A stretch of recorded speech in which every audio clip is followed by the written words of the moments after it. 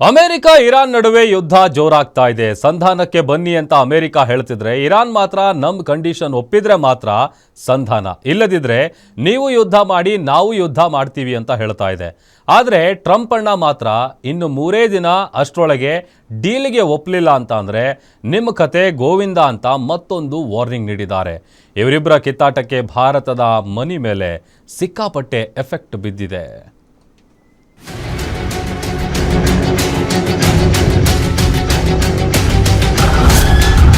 ಮತ್ತಷ್ಟು ತೀವ್ರಗೊಳ್ಳುತ್ತಿದೆ ಮಧ್ಯಪ್ರಾಚ್ಯ ವಾರ್.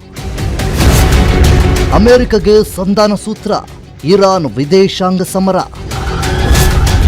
ಕಚ್ಚಾ ತೈಲ ಗ್ಯಾಸ್ ಬಿಕ್ಕಟ್ಟು, ಜಗತ್ತಿಗೆ ಅಮೆರಿಕವೇ ಇಕ್ಕಟ್ಟು. ಇರಾನ್ ಅಮೆರಿಕ ನಡುವೆ ಯುದ್ಧ ಹೆಚ್ಚಾಗುತ್ತಲೇ ಇದೆ. ಅಮೆರಿಕ ಸಂಧಾನ ಅಂತಿದ್ರೆ ಇರಾನ್ ಷರತ್ತು ಹಿಡ್ಕೊಂಡು ಸಂಧಾನಕ್ಕೆ ಬನ್ನಿ ಅಂತ ಹೇಳ್ತಾ ಇದೆ. ಇದರಿಂದ ನಾ ಕೊಡೆ ನೀ ಬಿಡೆ ಅನ್ನೋ ಆಗಿದೆ ಅಮೆರಿಕ ಇರಾನ್ ನಡುವಿನ ಯುದ್ಧದ ಪರಿಸ್ಥಿತಿ. ಇಷ್ಟು ದಿನ ನಾವು ಕದನ ವಿರಾಮಕ್ಕೆ ರೆಡಿ ಇಲ್ಲ ಅಂತಿದ್ದ ಇರಾನ್ ಈಗ ಮತ್ತೆ 3 ಷರತ್ತು ಇಟ್ಕೊಂಡಿದೆ. ಇದಕ್ಕೆಲ್ಲ ಓಕೆ ಅಂದರೆ ಮಾತ್ರ ಯುದ್ಧ ಸಂಧಾನ ಅಂದಿದೆ. ಈಗಾಗಲೇ ಪಾಕಿಸ್ತಾನದಲ್ಲಿ ಸಂಧಾನ ನಡೆದು ಅದು ಫೇಲ್ ಕೂಡ ಆಗಿತ್ತು. ಈಗ ಮತ್ತೆ ಸಂಧಾನ ನಡೆಯುತ್ತಾ ಅನ್ನೋದೇ ಕುತೂಹಲವಾಗಿದೆ. ಇನ್ನು ಯುದ್ಧ ನಿಲ್ಲಿಸಲು ಅಮೆರಿಕಕ್ಕೆ ಇರಾನ್ 3 ಹಂತದ ಸಂಧಾನ ಪ್ರಸ್ತಾಪಿಸಿದ್ದು, ಅವುಗಳು ಏನಂತ ಅನ್ನೋದನ್ನ ನೋಡೋದಾದ್ರೆ, ಇರಾನ್ ಸಂಧಾನ ಸೂತ್ರ. ಮೊದಲ ಹಂತ, ಅಮೆರಿಕ ಸಂಪೂರ್ಣವಾಗಿ ಯುದ್ಧ ನಿಲ್ಲಿಸಬೇಕು. ಇರಾನ್ ಲೆಬನಾನ್ ವಿರುದ್ಧ ಮತ್ತೆ ದಾಳಿ ನಡೆಸಬಾರದು. ಇರಾನ್ ಮೇಲಿನ ಬಂದರುಗಳು ಮೇಲೆ ದಿಗ್ಬಂಧನ ತೆರವುಗೊಳಿಸಬೇಕು. ಎರಡನೇ ಹಂತ, ಮೊದಲ ಹಂತ ಜಾರಿಗೆ ಬಂದರೆ ಹಾರ್ಮುಜ್ ತೆರೆಯೋ ಮಾತುಕತೆ. ಹಾರ್ಮುಜ್ ಜಲಸಂಧಿಯಲ್ಲಿ ವಾಣಿಜ್ಯ ಹಡಗುಗಳ ಮುಕ್ತ ಸಂಚಾರಕ್ಕೆ ಅವಕಾಶ. ಜಗತ್ತಿನ ಪ್ರಮುಖ ತೈಲ ಸಂಚಾರ ಮಾರ್ಗವಾಗಿರೋ ಹಾರ್ಮುಜ್. ಮೂರನೇ ಹಂತ, 2 ಹಂತಗಳು ಜಾರಿ ಬಳಿಕ 3ನೇ ಹಂತದ ಚರ್ಚೆ. 3ನೇ ಹಂತದಲ್ಲಿ ಅಣು ಸಂಸ್ಕರಣೆ ಬಗ್ಗೆ ಚರ್ಚೆ. ಯುದ್ಧ ನಿಲ್ಲಿಸಿ ಆರ್ಥಿಕ ದಿಗ್ಬಂಧನ ತೆರವಿನ ಬಳಿಕ ಪರಮಾಣು ಚರ್ಚೆ. ಅಣು ಸಂಸ್ಕರಣೆ ನಿಲ್ಲಲು ಇರಾನ್ಗೆ ಒತ್ತಡ ಹೇರುವಂತಿಲ್ಲ. ಈ 3 ಸಂಧಾನ ಸೂತ್ರಗಳನ್ನು ಇರಾನ್ ಹಾಕಿದ್ದು ವಿದೇಶಾಂಗ ಸಮರಕ್ಕೆ ಮುಂದಾಗಿದೆ. ಅಲ್ಲದೆ ಪಾಕಿಸ್ತಾನಕ್ಕೆ ಇರಾನ್ ವಿದೇಶಾಂಗ ಸಚಿವರು ಭೇಟಿ ನೀಡಿ ಬಳಿಕ ಓಮಾನ್ ದೇಶಕ್ಕೂ ಭೇಟಿ ನೀಡಿ ಮುಖ್ಯಸ್ಥರ ಜೊತೆ ಮಾತುಕತೆ ನಡೆಸಿದ್ದಾರೆ. ಅದಾದ ಬಳಿಕ ರಷ್ಯಾಗೆ ತೆರಳಿ ಪುಟಿನ್ ಜೊತೆ ಅಬ್ಬಾಸ್ ಅರಾಕ್ಚಿ ಮಾತುಕತೆ ನಡೆಸಿದ್ದು, ಇಷ್ಟಾಗ್ತಿದ್ದಂತೆ ಇರಾನ್ಗೆ ಟ್ರಂಪ್ ಮತ್ತೆ 3 ದಿನಗಳ ಗಡುವು ನೀಡಿದ್ದಾರೆ ಅಂತ ಹೇಳಲಾಗ್ತಿದೆ.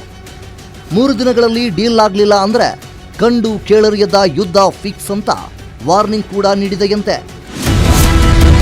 ಕೊಲ್ಲಿ ವಾರ್ನಿಂದ ಭಾರತಕ್ಕೆ ಎಫೆಕ್ಟ್ ಫಿಕ್ಸಾ? ದೇಶಕ್ಕೆ ಕಾದಿದ್ಯಾ ಕೊರೋನಾಗಿಂತ ಭೀಕರ ಪರಿಸ್ಥಿತಿ? ಇನ್ನು ಇರಾನ್ ಅಮೆರಿಕ ಯುದ್ಧದಿಂದ ಪ್ರಪಂಚದ ಆರ್ಥಿಕತೆ ಮತ್ತು ಡೋಲಾಯಮಾನವಾಗೋದು ಫಿಕ್ಸ್ ಅಂತ ಹೇಳಲಾಗ್ತದೆ. ಇದು ಭಾರತಕ್ಕೂ ಕೂಡ ಹೊರತಾಗಿಲ್ಲ. ಮಧ್ಯಪ್ರಾಚ್ಯ ಯುದ್ಧ ನಿಲ್ಲದಿದ್ರೆ ಭಾರತಕ್ಕೆ ಆತಂಕ ಫಿಕ್ಸ್ ಅಂತ ಹೇಳಲಾಗ್ತದೆ. ಅದರಲ್ಲೂ ಕೊರೋನಾಗಿಂತ ಭೀಕರ ಪರಿಸ್ಥಿತಿ ಎದುರಾಗುತ್ತೆ ಅನ್ನೋದು ತಜ್ಞರ ವಾದವಾಗಿದೆ. ಯುದ್ಧ ಮುಂದುವರೆದ್ರೆ ಭಾರತಕ್ಕೆ ಏನೇನು ಹೊಡೆತ ಅಂತ ನೋಡೋದಾದ್ರೆ, ಭಾರತಕ್ಕೇನು ಹೊಡೆತ? ಭಾರತದ ಆರ್ಥಿಕತೆ ಮೇಲೆ ಗಂಭೀರ ಪರಿಣಾಮ. ಗಲ್ಫ್ ರಾಷ್ಟ್ರಗಳಿಂದ ಸುಮಾರು 91% LPG ಆಮದು. ಯುದ್ಧದಿಂದ ಈಗಾಗಲೇ ಅಡುಗೆ ಅನಿಲ ಸಿಲಿಂಡರ್ ಬೆಲೆ ಏರಿಕೆ, ಪೆಟ್ರೋಲ್ ಡೀಸೆಲ್ ಬೆಲೆ ಏರಿಕೆ, ಮತ್ತಷ್ಟು ಏರಿಕೆ ಆತಂಕ. ಹಾರ್ಮುಜ್ ಜಲಸಂಧಿ ಬಂದ್ ಹಿನ್ನೆಲೆ ಭಾರತಕ್ಕೆ ಬರೋ ಹಡಗು ಸಂಚಾರ ಸ್ಥಗಿತ. ಸರಕು ಸಾಗಣೆ ವೆಚ್ಚ ಹೆಚ್ಚಾಗಿದ್ದು ದಿನಬಳಕೆ ವಸ್ತುಗಳ ಬೆಲೆ ಏರಿಕೆ. ಭಾರತೀಯ ರೂಪಾಯಿ ಮೌಲ್ಯ ಕುಸಿತ. ಆಮದು ಮಾಡಿಕೊಳ್ಳುವ ಪ್ರತಿಯೊಂದು ವಸ್ತುಗಳು ದುಬಾರಿ. ಉದ್ಯಮ ಮತ್ತು ರಫ್ತಿನ ಮೇಲೆ ಹೆಚ್ಚಿನ ಪರಿಣಾಮ. ಕಚ್ಚಾ ವಸ್ತುಗಳ ಕೊರತೆಯಿಂದ ರಾಸಾಯನಿಕ ರಸಗೊಬ್ಬರ ಉತ್ಪಾದನೆ ಕುಸಿತ.